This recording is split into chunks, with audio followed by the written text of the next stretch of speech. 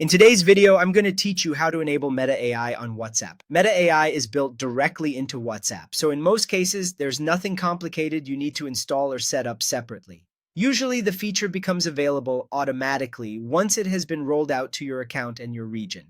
So the main goal here is to make sure your app is fully updated and then check whether the feature is already available for you. To get started, open the App Store on iPhone or Google Play on Android. Once you're there, search for WhatsApp and check whether an update is available. If you do see the option to update, go ahead and install the latest version. This is important because new features like Meta AI are often tied to the most recent app version. And if you're using an older version, the option may not appear yet, even if it has already rolled out to your region. After the update is complete, open WhatsApp. When you're on the main chat screen, take a careful look around for the Meta AI icon.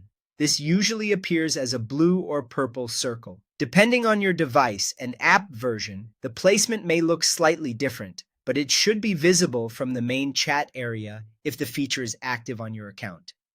If you see the Meta AI icon, tap on it. At that point, WhatsApp may show you a few prompts, disclosures, or terms related to using Meta AI. Read through those screens and accept them if needed so you can continue. These prompts are a normal part of the setup process and may only appear the first time you open the feature.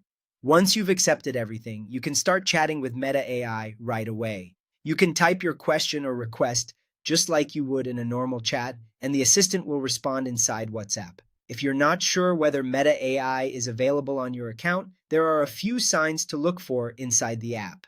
You may see the blue or purple Meta AI button on the chat screen, a dedicated Meta AI conversation in your chat list, or the ability to mention Meta AI in chats.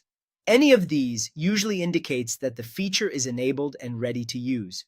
If you don't see any of these options yet, that usually means the rollout hasn't reached your account or region just yet.